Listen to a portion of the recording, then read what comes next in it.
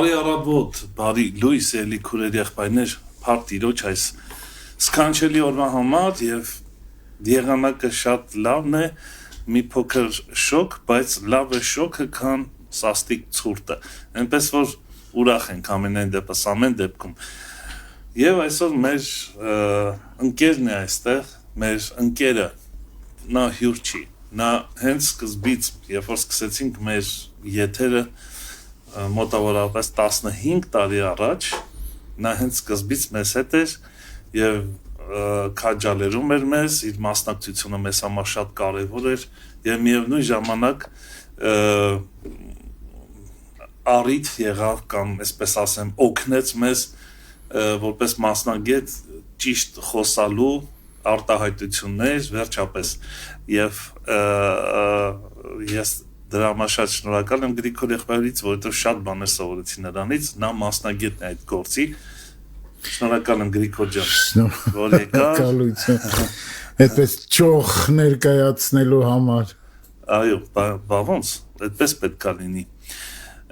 Եվ այսօր, ինչպես միշտ,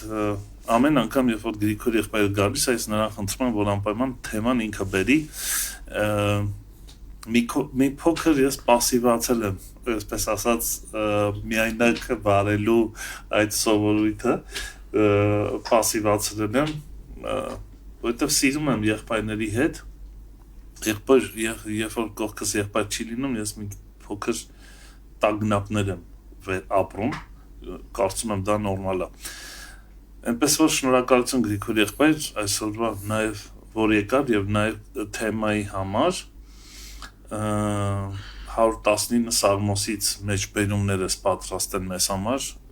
եւ գիտենք, որ ինչպես դու էլ ասացի, որ 119 Սաղմոսը յուրահատուկ Սաղմոս է, բավականին երկար եւ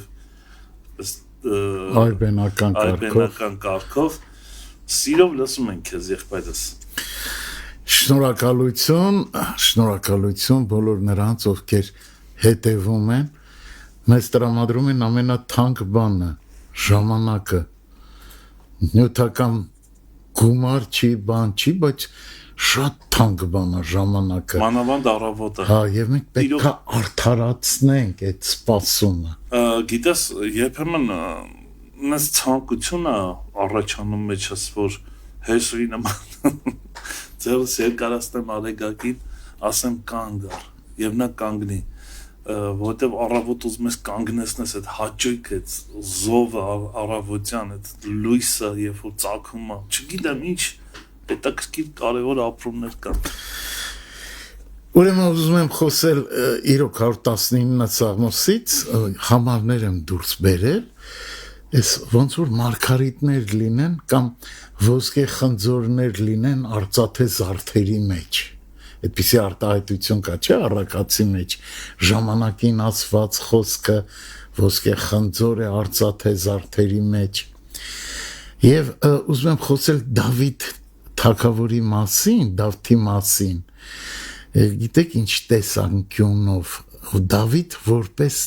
տեսակ, այդ տեսակը ինչ տեսակ էր, որ Աստված հավանում էր նրա սիրտը։ Եվ զուգահեռներ տանենք, ունենք այս բաները, որ ուներ Դավիթը եւ Տերը հավանում էր նրա սիրտը։ Միշտ օրինակ էր բերում, զարմանալի բան է։ Սրտիս համեմատ մարդ, հա։ Այո, եւ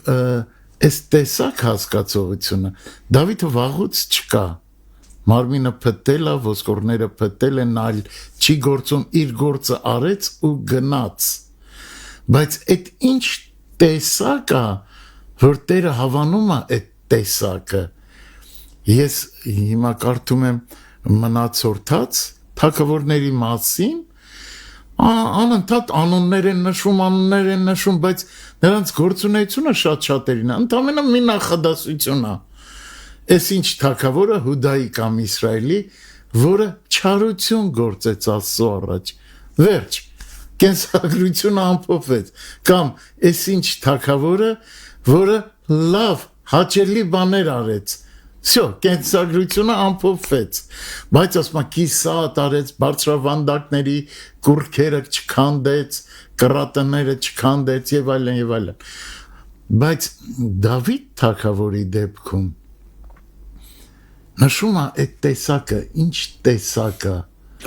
Միջև անցնես բուն թեմային, ես էլ եմ ուզում Դավիթի նման Դավիթի մասին խոսանք, գիտես կա պատկերացնելու այսպես հնարավորություն, որ երբեմն մենք պատկերացնում ենք, այ որ սա անենք, այսպես անենք կամ այնպես, սա Աստծո սրտից է, բայց արի ընդունի, որ եթե դա մարդկորեն է, տրամաբանությունը, հաստատ սխալվելու ենք այդ հարցում։ Դրա համար Աստված Դավիթին տվեց մեզ որպես օրինակ, մի բացառիկ օրինակ հասկանալու համար, թե ինչ տեսակ է պետք մեզ լինել, որպեսի Աստծո սրտի համեմատ լինենք, հա, այսպես։ Ամեն։ Այսինքն ոչ միայն նրա գրածներով ենք հիանում, օրհնվում, այլ նաև իր տեսակով։ Այսինքն եթե ուզում ես դու իմանաս, թե Աստծո սրտի համեմատ մարդը ով է, Դավիթն է օրինակը, կամ օրինակ Հիսուսի համար էլ։ Հետաքրքիր է, մի բան ասեմ, Աստված յուրաքանչյուր հերոսին բնորոշում ա տվել, յուրաքանչյուր հերոսին։ Օրինակ Մովսեսի մասին ասում է, նրա նման հեզ չի եղել, եւ չկա աշխարհի մեջ, չի եղել։ Այսինքն նորից բնորոշում ա տալիս, այսպես ասած, այդ տեսակի կամ օրինակ որ ասում եմ, ես եմ Աբրահամի, Հակոբի եւ Իսահակի Աստվածը, դա բնորոշում է, դա տեսակի կներես, շարունակի։ Այդ տեսակը, ասենք, ծանոթանում եմ, ինչ անունը, Հակոբ։ Ու ամենչապես զուգահեռ է գնում, այս տեսակը Աստվածաշնչում ինչ տեսակ էր, կամ Ռուբեն, էլի Աստվածաշնչյան զուգահեռ է գնում, այս տեսակը ինչ տեսակ էր, որ նշանակում էր ժառանգորդ, չէ՞, որ ժառանգորդ տեսակը հավատարիմ էր արդյոք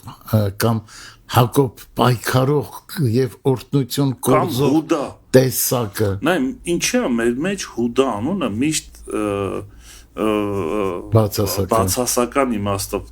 Հուդա անունը սքանչելի իմաստ ունի իր մեջ։ Հուդայի առյուծը, այսինքն մատնիչ Հուդայի մասին չի, բայց Հուդան ինքը սքանչելի անուն է, ինքը կոչվում է պաշտամունք, երկրպագություն։ Տեսնում ես որ Սամվել մարգարեն երբ մտավ նրանց օջախ, թագավոր օծելու, ուզում էր ծանոթանալ այդ նրանց տեխնացուների հետ, զավակների, բոյով, բուսով, գեղեցիկ եղբորը տեսավ, մտածեց, որ նա է, բայց Տերը ասեց, դուք աչքի երևցածով եք նայում, ես մարդու սրտին եմ նայում, ինչ կար նրա սրտում, որ Տերը հավանեց, կամ մի ցավալի դրվագ կա, Դավիթը շատ սխալներ էր գործում, անսխալ չէր, բայց Տերը հավանում էր նրա սիրտը, օրինակ զորապետին ստիպեց, որ մարդը համար անցկացնի, Զորապետը անգամ ասեց պետք չի, Աստծուն հաճույք չի այս մարդը համար անցկացնելը։ Ինչու՞, որովհետև այս դեպքում հենվում էր իր կարողության վրա, իր ուժերի վրա։ Եվ Տերը ասեց 3 հարված է ստանալու, որն ես ընտրում։ Առաջինը թշնամիներից պարտություն ես կրելու, երկրորդը հիվանդություն ա գալու,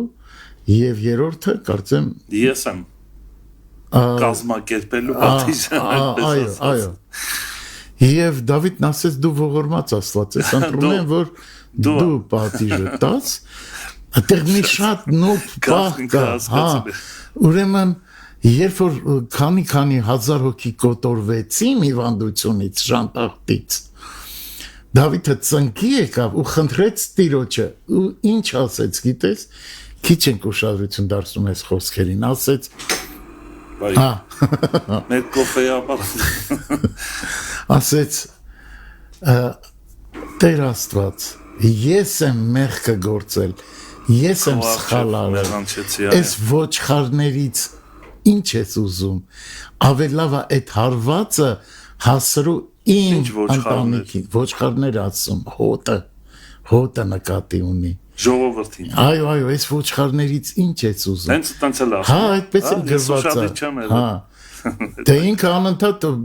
պատանեկան հասակից արդեն հովիվ էր, չէ՞, ոչխարներին արոտի եւ այլն ապավությամբ պահելու։ Իմ ընտանիքի մեջ արա, այդ հարվածը դուր իմ ընտանիքի մեջ։ Ու Տերը այդտեղ դադարեցրեց։ Այսինքն անznազողության պահ կա ստեղ, չնայած այդ սխալներին։ Շատ ճիշտ ես։ Եվ պատահական չի, որ Դավթի սերունդից Հուդայի տողմից, ինչպես նշեցիր, առյուծը արթնացավ։ Մի խոսքով Որ հազաս ասա միկրոֆոնի իջացնի։ Ջուր խմի մի հատ։ դու էլ հազացիր կարծեմ թե ընթացքում։ Ես մտքումս ասեցի, այ մտես ջուրը խմի մի հատ գոնե։ Ուրեմն այս Դավթի սաղմոսներում շատ գեղեցիկ այսպեսի կետեր կան, որ ցույց է տալիս թե ինչ սիրտ ուներ Դավիթը։ Եվ ինքը ապաշխարության այդ գաղտնիքը բացահայտել է, ինչ բան է ճիշտ ապաշխարությունը, էլի։ Տիրոջը սիրելու, նրա պարը Եթե չփորձեց կինը մեղքողը, երբ որ պատոհանից նայեց, մտքում անարգեց, բայց չմոռանանք, որ Տերը մտքեր կարդացող է, սրտեր քննող է, ինչ լավ էր կաքավում իր ծառաների մոտ, իմ թագավորը, այո, ես պիտի իմ Աստծո առաջ պարեմ, կաքավեմ, ինչպես ասում էր։ Անցնենք Հա, անցնենք բուն թեմային։ Ես սիրում եմ։ Լավ թեմա է դա, ինձ է ասել, հերվից գալը, հա։ Եվ Դավիթը իր սաղմոսներում շատ կետեր ունի, որ ցույց է տալիս, թե ոնց է ծնվում այդ սերը, ոնց է սիրում Աստծուն, եւ ինչ պայմաններ են, որ պահում է, ու այդ սերը Աստծո նկատմամբ բորբոքվում է։ Գիտես, Դավիթը կներես, որ միջամտեց։ Չմիջամտի անպայման։ Հեսա մի քիչ էլ, որ շատ արագ էլի շարունակեմ միջամտել, ինձ բանա, SMS-ներ է գալու, քիչ խոսացավ գրիգորյան։ Ինձ օգնում է քո միջամտությունները։ Դավիթը նկատել են ուղղակիորեն Տիրոջը չի ասում սիրում եմ քեզ Տեր։ Դե պետք կա այդպիսի մի քանի տեղ շատ այդ հարցում շատ այսպես բանա ոնց են ասում զսպված է իրան պահում, բայց շատ խոսում է իր խոսքի մասին, խոսքը սիրում եմ, պատվիրանները սիրում եմ, շատ շեշտը դնում է, կարծում ես, որ դա հավասարազոր է Աստծուն սիրելուն, նույն իմաստուն է, այսինքն դու չես ասում ես քեզ սիրում եմ Տեր ուղիղ իմաստով, բայց եթե դու ասում ես, որ ես քո պատվիրանները սիրում եմ, նույն իմաստուն ինչ որ Տիրոջն է սիրում։ Հիսուսն էլ ասաց այդ բանը։ Էգզուպերին հրաշալի բան ունի գրած, ասում է սիրել միմյանց չի նշանակում իրար աչքերի մեջ նայել, այլ նայել նույն ուղղությամբ։ Ինչ լավ խոսք է, շատ սիրուն խոսք է։ Ուրեմն, անգամ Հիսուսը նշում է Դավթի սխալներից, որը սխալ չի համարում։ Ասում է, մոռացաք, թե Դավիթը ինչ արեց, մտավ տաճար, առաջավորության հացը կերավ ինքը եւ ընկերներին եւ դա մեղք չհամարվեց։ Ինչու մեղք չհամարվեց։ Որովհետեւ Դավթի սիրտն ուրիշ էր։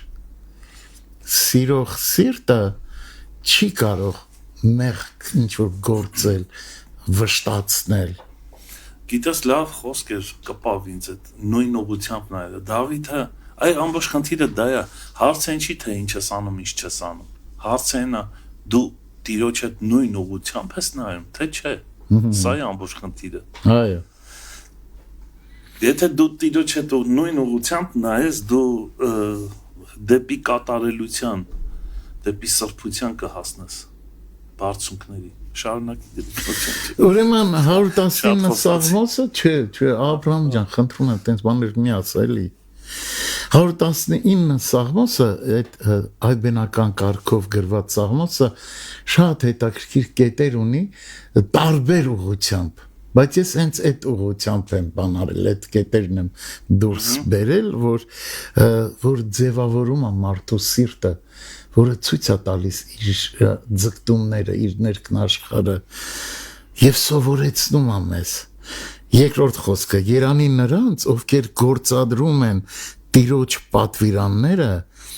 ամբողջ սրտով հնազանդվում են նրան։ Սա փոքրիկ սխեմա է, փոքրիկ մակետ է, որ ցույց է տալիս սրտի իրավիճակը ինչ է։ Հնազանդվում է պատվիրաններին եւ ամբողջ սրտով հնազանդվում են նրան, գործադրում են Տիրոջ պատվիրանները, այն խոսքը, որ մենք հաճախ մեջ բերում ենք առանց գործերու հավատքը ունայնը, գործադրում է Տիրոջ պատվիրանները, կյանքը դարձնում եւ ամբողջ սրտով հնազանդվում նրան։ Գիտես, կան դրվագներ, երբ որ ցույց են տալիս, որ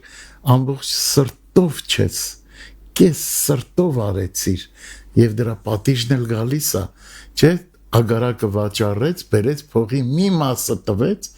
մի մասը, սրտի մի մասը, սրտի մյուս մասը ուրիշ տեղ էր, այդ ունեցվածի, ամուսիններով իրար հետ, այսինքն մենք ավելի վստահում ենք այս փողի չբերված մասին, որ վաղը մյուս օրը հենարան ունենանք ընտանիքով, ամուսիններով եւ այլն, քանց թե ամբողջ սրտով հնազանդվում ենք Տիրոջը։ Գրիգորը կարծում ես, որ տես իմ թարգմանության մեջ սենց ասում, վկայությունները պահողները, պահել բառը նույն իմաստը չունի, ինչ որ կատարել է։ Պահել նշանակում է պահել, բառից բուն իմաստով։ Դու դա պահում ես, քո ենթագիտակցության, քո հիշողության մեջ ինքը պահված է։ Կարծում ես սրա մասին է խոսքը։ Այո, իհարկե։ Այստեղ գործառույթի մասին չի, ինչ եմ անում։ Փորձում եմ անել, թե չանել, փորձում եմ կատարել խոսքը, թե չկատարել, դրա մասին չի։ Որովհետև շատ կարևոր է խոսքի հետ վերաբերվելը։ Տես ինքը ասում է պահում եմ եւ ամբողջ սրտով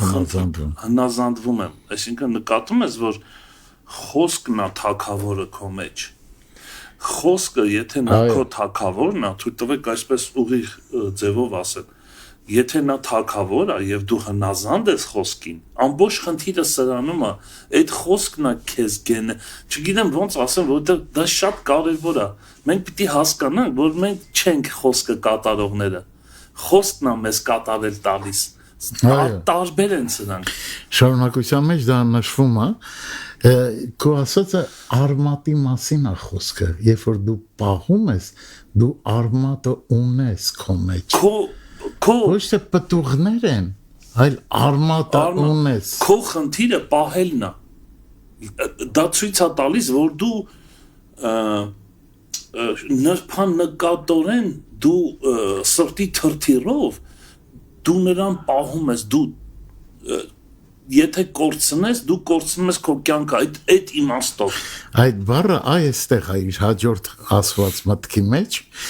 որքան եմ ուզում անշեղ ընթացքով, որ խոսքն է։ Արդեն գալիս ենք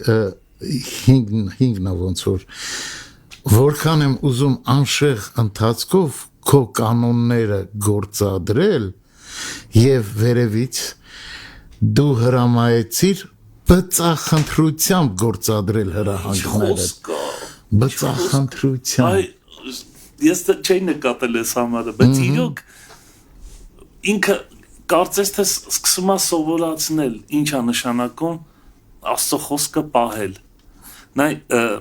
7-րդ խոսքը ես գողանում եմ քեզանից սրտի ուրախությունով,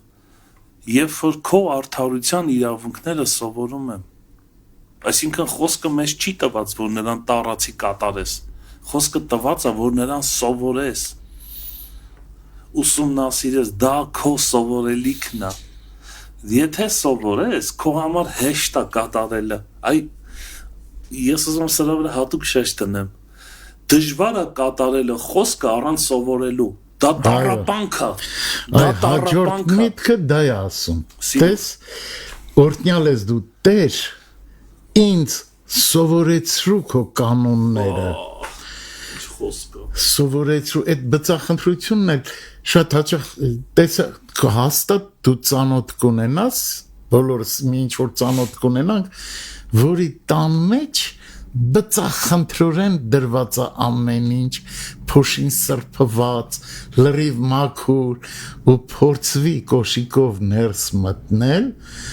աչքերը կորոտան կայծակները գուցե չարտահայտվի բայց բծախնդիր այդ բծախնդրությունը տիրոջ պատվիրանների մեջ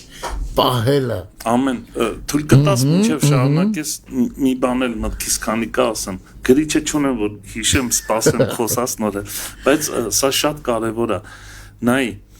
երբ որ դու տառացի փորձում ես խոսքը կատարես օրինակ ինձ համար միշտ դա հարց է օրինակ ինչու համար Աստված այս բանը թույլ չի տալիս հա չեմ անի բայց ինչու համար չանեմ զգում ես ինչի մասն եմ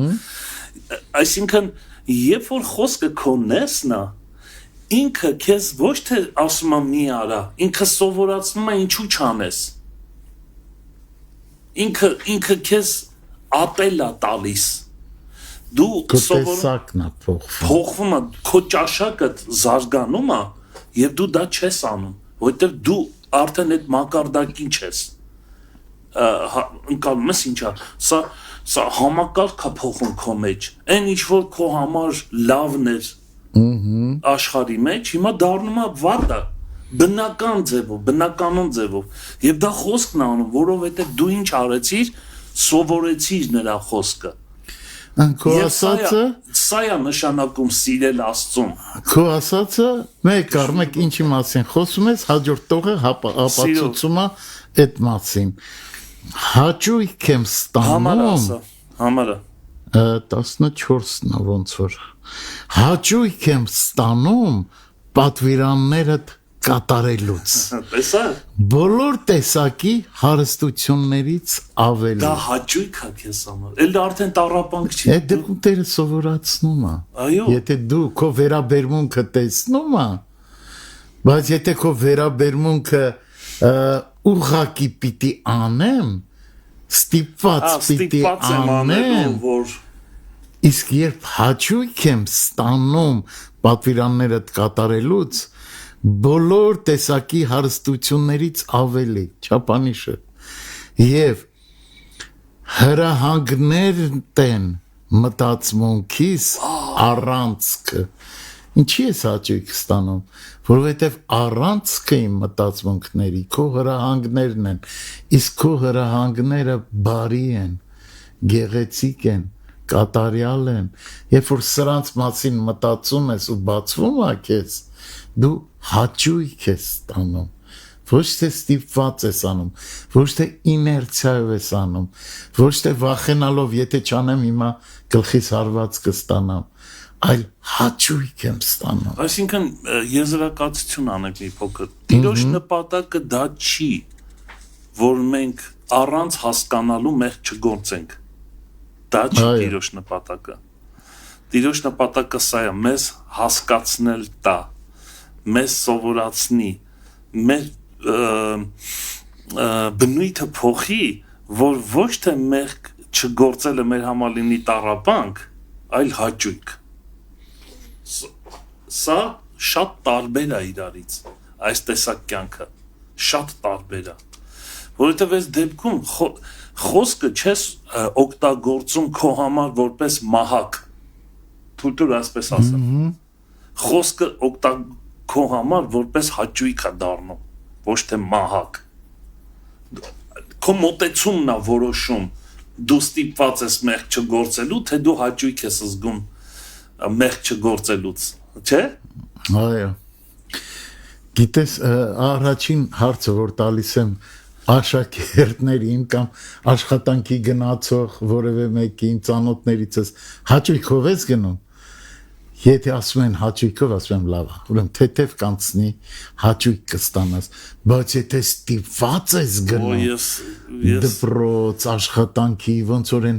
թոկը վզիցը կապեն ու քաշը։ Դպրոց չեմ սիրել գնալ, միջև հիմա քնիցս երբ որ արտանում եմ, ասում եմ ինչ լավ է, այսօր դպրոց չեմ գնալ։ Էդի շատ լավ բնավորություն չի։ Հաջորդ խոսքը, որ ուզում եմ քաղեմ, վարքս քեզ պատմեցի եւ ուղղություն տվեցիր ինձ սովորեցրու քո կանոնները։ Թիվը ասա, ջիգյալս։ Հա, տարերը այնքան փոքր են, չեմ կարողանում, 26-ը։ Վարքս էս արդեն փոխհարաբերությունների մասին է, որը քեզ տանում է դեպի իմաստություն, որը քեզ տանում է դեպի հաճույքով պատվիրանները ու բծախնդրորեն պատվիրանները կատարելու։ Գրիգոր եղբայրս ինչ լավ թեմա ես ընտրել։ Կարծում ես, որ իմ թարգմանության մեջ այսպես են ճանապարհները պատմում եմ քեզ, սա կարծում ես հենց այդ խոստովանությունն է։ Իհարկե։ Այդ լույսի մեջ լինելն է, սիրելն ու բացահայտվելը։ Դու ուրիշ դիրք չունես, քո դիրքն է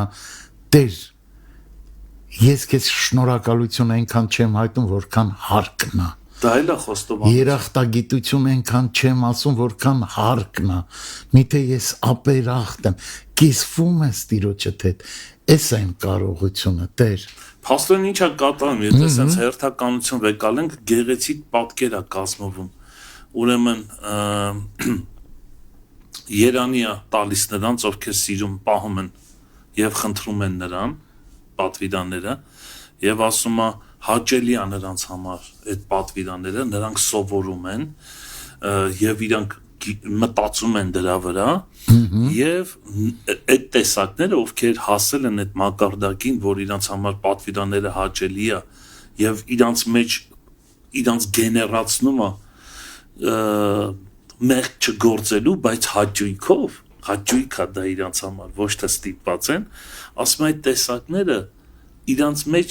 բարձրանում է խոստովանության արվեստը, նրանք գիտեն ինչ բան է դա, հա, այդ իմաստով։ Ամեն։ Նկատում ես այդ գեղեցիկ զարգացումը ինչքան գեղեցիկ։ Հետո դու ինձ սովորեցրիր քո կանոնները։ Սովորեցրու։ Իդեալական ուսուցիչը։ Այո։ Քեզնից եմ միայն պատրաստ սովորել։ Ահա, իսկ շարունակության մեջ տես հետևանքը 32 խոսքն է։ Պատվիրաններիդ պահանջած ձևով եմ ահա ընթանում, որովհետև դու լայն բացեցիր իմ միտքը, քո տեսահրապարակը, տեսադաշտը, քո հորիզոնը լայն բացվեց։ Երբ որ այս ճանապարհը պահում ես, քո միտքը լայն է բացում, դու տեսնում ես, հասկանում ես, զանազանում ես։ Դու արջևդ ես տեսնում, դեռ չեղած բաներն ես տեսնում։ Ամեն։ Այսօրվա այս քաղաքականությունը, բանը, ամեն ինչ դու տեսնում ես, գիտես շարժառիթները։ Որ դեպքում, երբ որ բծախնդրորեն պահում ես եւ Տիրոջից սովորում ես, եւ հաճույք է ստանում սրանից։ Ուրեմն շարունակության մեջ 36 խոսքը այնպես արա, որ սիրտս պատվիրաններիդ փափագի, քան անձնական հարստություն կուտակելու։ Խոսքը միշտ ասում է, չէ՞, կամ ասում կամ մամոնային։ Դու ինչին ես ձգտում արժեքային համակարգում, որն է քո համար արժեքը։ Որն է վերջին։ 36-ը, այնպես արա, որ սիրտդ պատվիրաններիդ փափագի, ոչ թե ուզի, ոչ թե ցանկանա, այլ փափագի։ Բայց դու ստեղ նկատում ես իր մեջ արժե համակարգային փոփոխությունը ոնց է տեղի ունենում, հա։ Այո, իհարկե։ Այդ էվոլյուցիան ոնց է զարգանում։ Շատ բանը, ագահությունը իր տեղը զիջում է, ուրեմն իր խոսքի պատվիրանների փափագի։ Այսինքն պատվիրանները գերակա են դառնում։ Սա շատ կարևոր է։ Այսինքն մեր մեջ ինչ պետք է լինի, այդ արժե համակարգային փոփոխության մասին է խոսքը, որն է մեզ համար կարևորը, շատ ունենալը, նյութական բաները, թե Աստծո պատվիրանները, սա շատ կարևոր է։ Եվ դու գիտակցում ես մի շատ կարևոր բան 34 խոսքն է ներողություն թե 54 հա այս բանդուխտ կյանքում կանոնները տեն մշտական երկս այն որ դու ասում ես արջը 7 երկ գիտի 7 երկնել տանձի մասին թե մեղրի մասին Մեղրի այսինքն սա գիտակցում է որ դու բանդուխտ ես շատ հարուստներ շատ մարդիկ չեն գիտակցում որ բանդուխտ են գիտես սա ինչ ողբերգություն է դու բանդուխտ ես ինչ ես տանելու ես կյանքից երկու շիրիմ իրարքից հավերժական լուր դրկից միտք են անում ու խորհում թե ինչ տարան աշխարից բանդուխտ ես այս գիտակցությունը երբ որ գալիս է մարդու մոտ Երկը փոխում է Քո երկն է արժեքներն այո իհարկե Գիտես հետաքրքիր բան է երկը ես ասեմ որովհետև այդ ասպարեզի մեջ որոշակի փորձառություն երկը իմ համար գնալով ավելի եմ հասկանում որ երկը պետքա շատ լավ երկեր կան կարող ես եկալել երկել բայց դա քո պատմությունը կարա չլինի այո կարաս երկելով զարմացնես մարդկանց կարաս մելիզմներ օգտագործես երկիդ մեջ մարդիկ հիանան քո ձենով հա փշաքաղվեն բայց դա քոնը չէ քո երգը ասա ինձ ես ուզում եմ քո դրա համար ասում եմ նոր երգ այո ես ուզում եմ իմ երգը լինի դա եթե ես մի բան երգեմ իմը լինի իմ փորձառությունից լինի ծանոթ լինի այդ երգինց ու դա շատ կարևոր է այսինքն ինչա կատարվում Երկը դա պատմություն է, չէ՞։ Ամեն, այո։ Այսինքն դու քո պատմությունն ես երկով ասում։ Դավիթ ասում է ես իմ սրտի խոսքը երկով կասեմ։ Դա քո սրտի խոսքն է, դա քո երկն է։ Դու երկ պիտի ունենաս։ Նույն այդ թագավորած գրքում, մնացորդած գրքում գրում է թե Դավիթը ոնց է երկչախմբին առանձնացնում երկիչների տարբեր տարատեսակներ առանձնացնում ինչ նշանակություն է տալիս ուխտի տապանակի առաջ երկը անգամ ցեղախումբ այս խումբը պետքա երկով զբաղվի երաշտական գործիքները ինչ դասակարգում է անում ու հասկանում ես թե Այս ինչ բան է այս երգը սրտի կանչը առանց տեքստի առանց խոսքերի քո այլ երգի տեքստով Երգի տեքստը նայ հետաքրքիր բան կա այստեղ Բանդխտության երգ ուրիշ երգ է նա յուրահատուկ է դու երբ որ երգում ես բոլորը հասկանում են որ դու բանդուխտ ես Երկդ խոսում է դրա մասին գիտես ինչ որ ասում է մեզ ասում են երկիր գերության մեջ ինչպես ինչպես երկենք երբ մեր գործիքները կախված են ուռենիների վրա գերության մեջ ենք դա էլ էր երկ Դավիթը այդ երկի մասին երկ է գրում Սաղմոսը այսինքն քո բանդխտության երգը խոսում է նրա մասին որ ինչ որ հիմա կա, ինչ որ տեսնում եմ, ինչ որ այս աշխարհում կա, ինչ նյութական բարիքներ էլ որ կա, դա իմը չի։ Դա չի իմ կյանքիս իմաստը։ Ես շարունակում եմ իմ ճանապարհը դեպի իմ երկիր։ Սա էլ է երկ։ Սա քո երկը պետք է լինի, այսինքն մի բան էլ ասեմ եւ շարունակի։ Աստծո պատվիրանները մեր մեջ վերստին ծնունդ են տալիս Աստծո խոսքը ծնունդ է տալիս քեզ դա հենց այդ նոր մարդն է դա հենց այդ նոր համակարգն է եւ ինքը հայտնում է քեզ որ դու այս աշխարհից չես դրա համար Դավիթ ասում է այդ հրամանները որ ես սկսեցի ուսումնասիրել արժե համակարգ փոխվեց իմ մեջ հա այլևս աշխարհի համակարգով չեմ մտածում ես երկնային դա ինձ վկայեց հասկացրեց փորձառաբար որ ես այս աշխարհից չեմ այս աշխարհում եմ բայց այս աշխարհից չեմ տողերը դրա մասին լավ էլի գրիգորոսի չարությունները ես չեմ կարդացել բայց Հոգին նույնն է։ Ամեն։ Ուրեմն ինչ իրավիճակ է նաև ընկնում, ինչ իրավիճակի մեջ է ընկնում այս դեպքում գիշերը Stop մի րոպե հա դու 55-ն ես կարդում շարունակությունը ահա ճիշտ է գիշերը ես 50 անունդ միշտ մտքիս մեջ է Տեր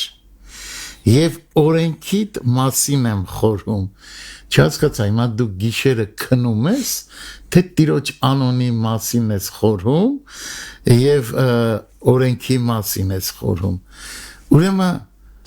այնքան ներծծված է Տիրոջ պատվիրանները հրանգները Տիրոջ խոսքը քո մեջ որ անգամ քնած տեղն էլ միևնույնն է քո գիտակցությունը անջատված է բայց դու ամբողջովին Տիրոջ հետ ես Գիտես գիշերվա մասին մենք մի անգամ տարիներ առաջ խոսացանք գիշերը շատ մեծ դեր ունի մարդու կյանքում Ահա թե ինչ դեր ունի որ դե պարկած քնած ենք էլի բայց չէ ասա ինչ ես մտածում գիշերը ասեմ ով ես դու Այո ասա ինչ խորհուրդներ են անցնում քո մտքով որովհետև գիշերը Աստված չի տվել միայն հանգստի համար, որ դու քնես ու անջատվես, չէ, գիշերը մտքեր են գալիս, գիշերն է որոշում քո տեսակը, գիշերն է որոշում քո ցերեկվա համար պատրաստված քո ճանապարհները, գիշերն են որոշում, որովհետև դու մենակ ես, որովհետև բոլորը քնած են, եւ այդ գիշերվա խորհուրդները դա ամենաանկեղծ խորհուրդները են, եւ դրանով ես դու հասկանում Որքան ես դու միացած Աստծուն Գիշերվա մասին այնքան լիքը խորհուրդներ կան Աստվածաշնչի մեջ մի օր կարելի է դա ուսումնասիրել Հակոբը գիշերով այո Բեթելը կառուցեց առավոտ արթնացավ ասեց էսի Բեթելը հրեշտակները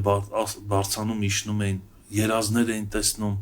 Աստծո հրամաններն էին լսում գիշերով Դա շատ լուրջ խորհուրդ ունի իր մեջ։ Դու լռում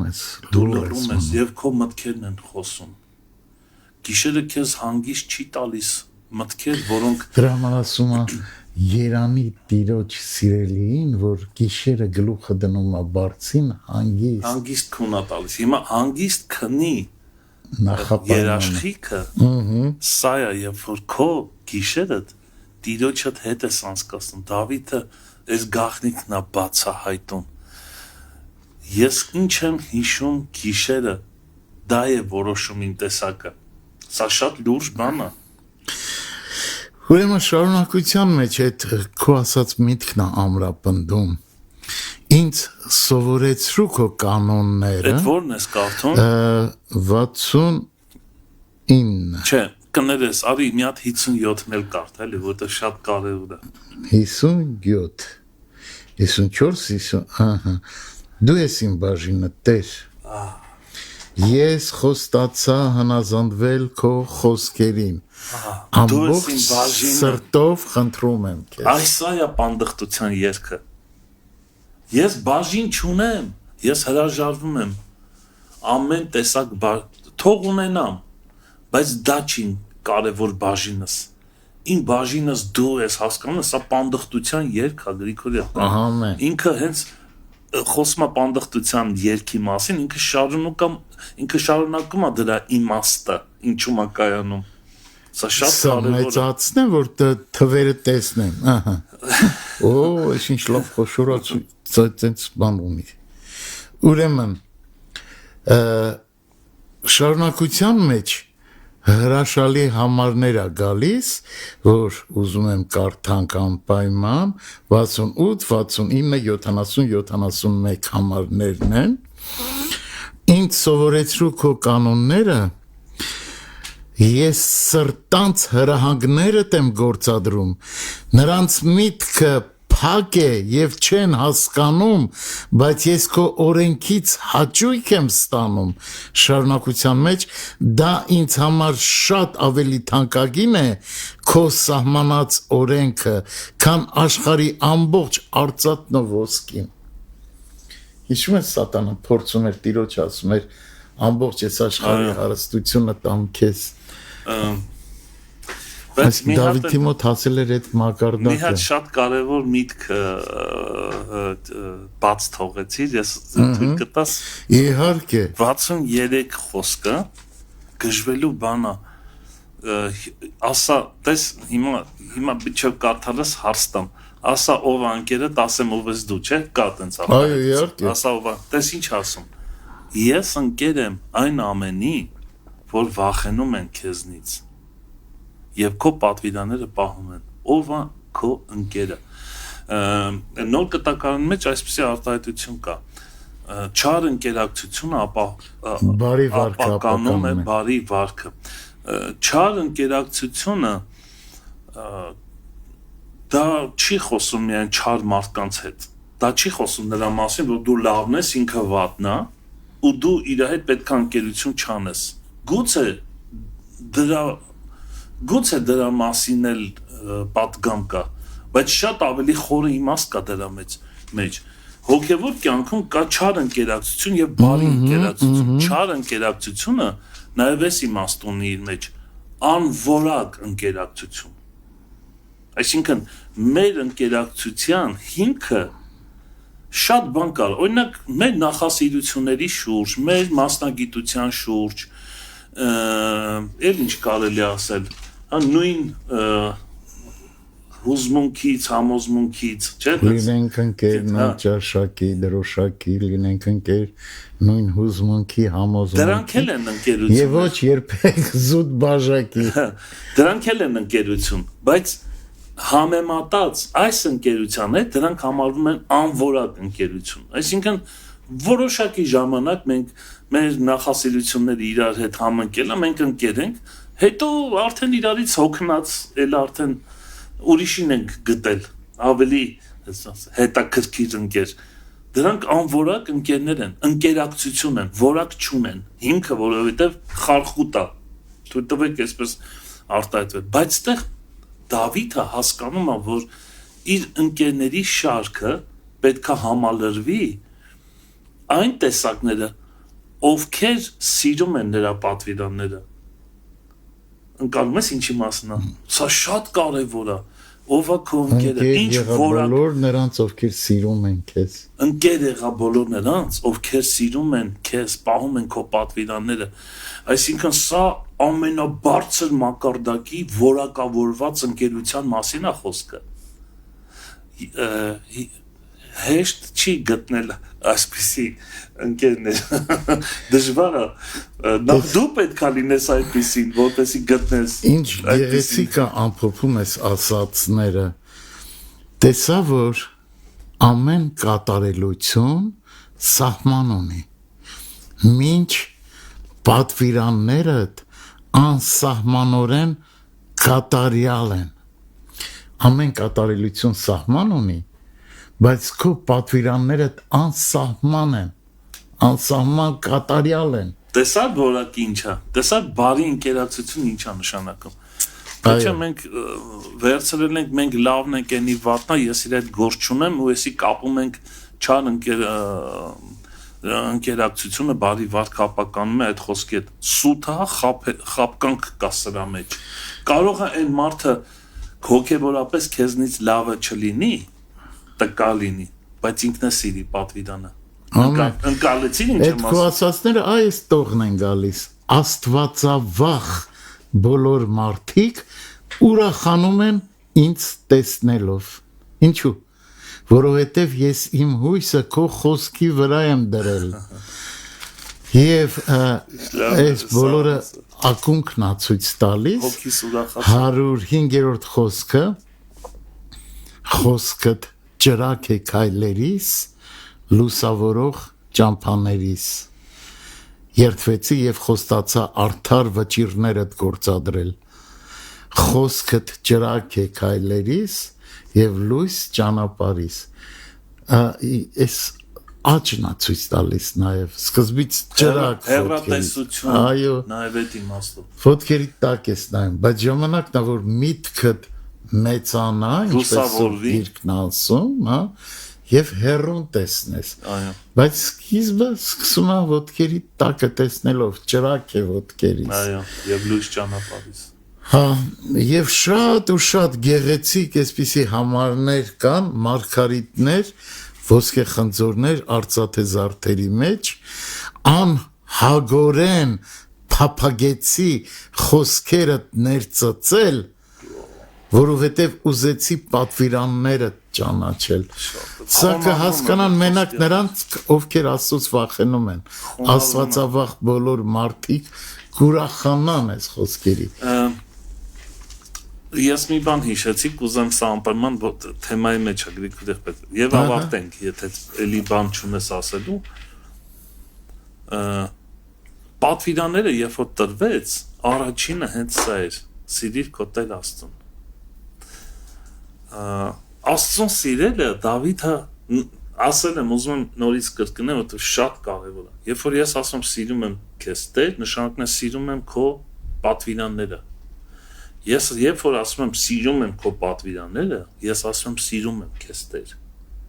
Ես չեմ կարող ասեմ սիրում եմ քեզ Տեր, եթե չեմ սիրում պատվիրանները։ Ստիպված եմ կատարելու, բայց չեմ սիրում։ Ընկալում ես ինչու՞մ է։ Հիմա եթե ես նրան սիրում եմ, նշանակում է սիրում եմ պատվիրանները, եւ եթե ես սիրում եմ պատվիրանները, նշանակում է ես գարանտիա ունեմ, որ դրանք հաճույքով չեմ ան, այսինքն պահելու եմ։ Ընկալում ես ինչ եմ ասում։ Սա է որոշում։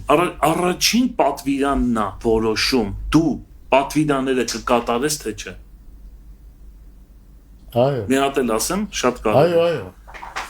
Սիրի քո Տեր Աստծուն քո ամբողջ մտքով սրտով զորությամբ։ Այո, եթե մենք սա բաց թողենք եւ ուղակի վերցնենք այդ պատվիրան, մի սպանիր, մի շնացիր, մի գողացիր, ուղակի վերցնենք ու կատարենք, չի հաջողելու մեզ։ Հիմքը կքանդվի։ Չի սիրո հիմքի վրա չի կառուցված մեր ինչպես նաև սիրիր կոմերցավորին,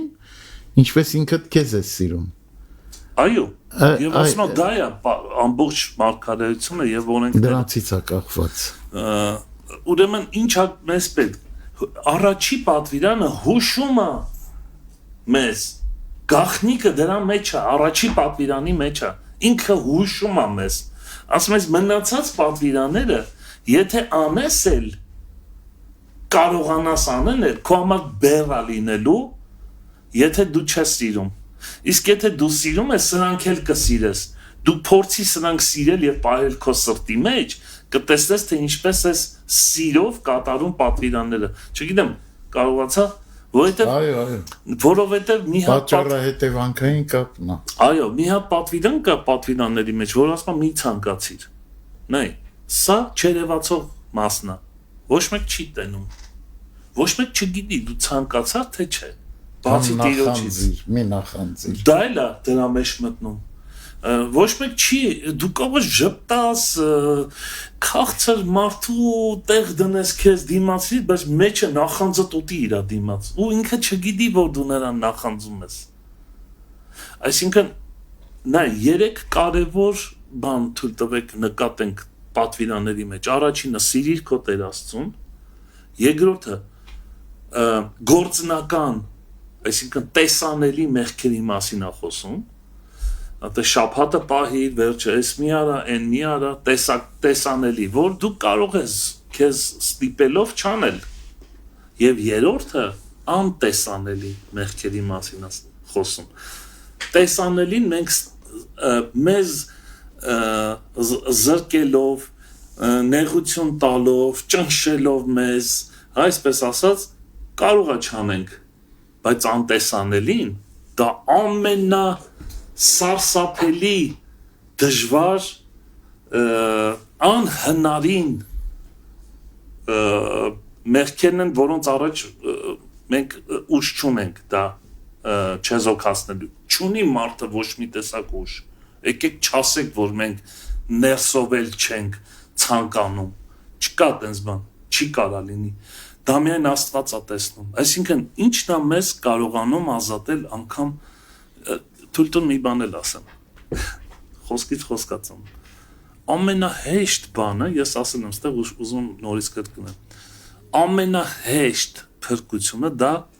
դժողքից փրկվելն է, ամենահեշտ, ընդամենը հավատում ես ու դավանում ես, Տերը ամեն ինչ արել է, Դա ամենահեշտն է։ Գիտեք, ամենադժվար փրկությունը որն է։ Դրանով չի որոշում մեր փրկությունը, եթե մենք դժոխքից փրկվել ենք։ Ամենադժվարը, երբ որ մարդը ինքն իրանից է փրկվում։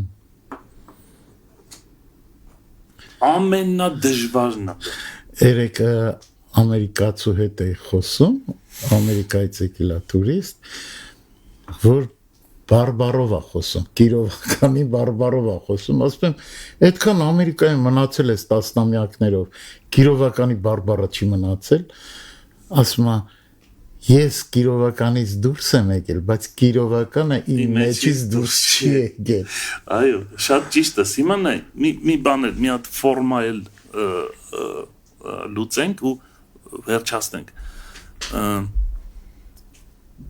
Երբ որ ես սկսում եմ սիրել պատվիրանները, կարևոր չի, ես դա հայտարարում եմ, ես չեմ վախենում սա հայտարարել։ Կարևոր չի, ես դա կատարում եմ, թե չեմ կա։ Կարևոր չի, եթե ես դեռ մեղքեր կա, որից չեմ ազատվել։ Դա Տիրոջ համար խնդիր չի։ Խնդիր չի, մի վախեցի։ Տիրոջ համար խնդիրը սա է, երբ որ դու սկսես սիրել նրա պատվիրանները, պահել, ունենալ, պահել, եթե դա քո մոտ ստացվեց, ունենալ եւ կուտակել,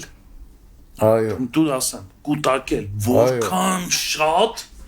այդքան ավելի լավ քո համար, կուտակի ինչքան կարաս, քո մեջ, քո հիշողության մեջ, քո սրտի մեջ, քո դարակների մեջ, միշտ կուտակի բթի քո մեջ Աստծո խոսքով, դու, ուրիշի վրա հույս մի դիր, ինչքան կարաս բթի Աստծո խոսքը քո մեջ, եթե դա քո մոտ ստացվեց ու դու սիրեցիր նրան գիշեր ու ցերեկ, դու պատվիրանները պահել ես, դու ունես ու պահել ես եւ այդ պատվիրանները դու կատարում ես եւ կատարում ես սիրով եւ ոչ թե միայն դրսևանց, այլ նաեւ ներսևանց։ ամեն, Ներսը դա սկսում մաքրվել։ Ինքը, եթե խոսքը ուր որ գնում է, ինքը մաքրող հատկություն ունի։ ամեն, ամեն, Ինքը լույս է, երբ որ լույսը մտնում է, Աստծո պատվիրանները լույս են, երբ որ մտնում է քո մեջ, խավարը փախչում է։ Այս ամբողջ խնդիրը։ ես ուզում եմ ամփոփիչ մի նախադասություն ասել, Այո։ չգիտեմ, սա կընդունվի թե չի ընդունվի, մենք սովորաբար բաժանում ենք երկու մասին, օրենքի ժամանակաշրջան, շնորհքի ժամանակաշրջան, բայց այս տողերը մեզ ցույց են տալիս, որ օրենքի մեջ կարող է շնորհք լինի, շնորհքի մեջ կարող է օրենք լինի, Նրանք անբաժան են իրար։ ինչպես Հիսուսի գրված է, այս անելով պահեք Հիսուսի օրենքը։ Իսկ այս տողերը ցույց են տալիս, որ լրիվ շնորհք է, այսինքն օրենքի եւ շնորհքի այդ չափանիշերը որոշվում են այլ կրիտերիայով, քան սովորական, բայց այդ արդեն ուրիշ թեմա է։ Ինքը թեմա պատրաստեց։ Հաջորդի համար։ Սիրով երբալես։ Մեր Տեր Հայր Հիսուս Քրիստոսի անունով շնորհակալ ենք Տեր, դուր որ փափագենք քո օրենքներին, քո դատաստաններին, քո կանոններին, քո կամքին, դուր որ փափագենք հասկնել, ձգտել, հասկանալ, փառք ես, շնորհակալ ենք ամեն ինչի համար, շնորհակալ ենք Տեր ջան, փառք ես ողորմյա բոլոր նրանց, ովքեր նեղությունների, դժվարությունների մեջ են Տեր, ովքեր ցավեր ունեն, խնդիրներ ունեն, Հայր, խնդրում ենք քեզ, բարեխոս Հիսուս Քրիստոսի անունով եւ Սուրբ Հոգու զորությամբ։ Ամեն։ Ամեն։ Փառք ես Տեր։ Փառք Տիրոջ ես, ինչ լավ է, շնչառությունս բացվեց։ Հոգուս, շատ եմ սիրում, շատ։ Ամեն, ամեն, ամեն։ Շատ եմ սիրում այս պահերը։ Սրանից հաճելի պահեր չկան, երբ որ Տիրոջ խոսքը դնում ես առաջդ ու սկսում ես վայելել։ Չես ասում, «Վա, եսի ոնց եմ անելու, եսի չհասկացա, եսի ոնց է լինելու, եսի ինձնից վեր է, եսի ուժերը չի հերիքի»։ Մի ասա այդպեսի բաներ, երբ որ դու Աստծո խոսքի հետ վարվում ես, դու ճիշտ չես, դու անարգում ես նրան։ Նա այնքան զորավոր, նա այնքան տեղեր կարա քեզ հասցնի։ Դու այնքան հաջողություններ կգրանցես քո կյանքի մեջ, եթե չփորձես անալիզ անես, ուղղակի հավատաս ու ասես կյանքի խոսքերն են սրանք, հավիտենական կյանքի, ես սիրում եմ այս խոսքերը, ու վերջ, ալիքներին հակառակ չլողաց, թողես, որ ալիքները տանեն Տիրոջ խոսքի տեսքով, Տիրոջ կամքի տեսքով, թող ինքը քեզ տանի, դու իրան մի տար, այո, քեզ թվում է թե դու նենց լավն ես, խոսքներ բան ես անում, հա, նենց ինչ են ասում, նենց ուզում ես խոսքը, նենց լավն ես, որ խոսքը պահես, հա, դու չես խոսքը պահողը, ներողություն, դու չես խոսքը կատարողը, խոսքն է քեզ կատարողը, ամեն, մի հատ էլ ասեմ սա, դու չես խոսքը կատարողը, խոսքն է քեզ կատարողը, իմացար, այդ ինձ էլ է վերաբերվում, որ ես շատ հաճախ կրկնեմ, ինքս ինձ քարոզեմ, հենց այս քարոզը, խոսքը ինձ կկատարի, ընդամենը պետք է վերաբերվել, Տեր օրհնի ձեզ, սիրում ենք ձեզ շատ, մնացեք խաղաղությամբ, Մարանաթա, Տերը շուտով գալու է,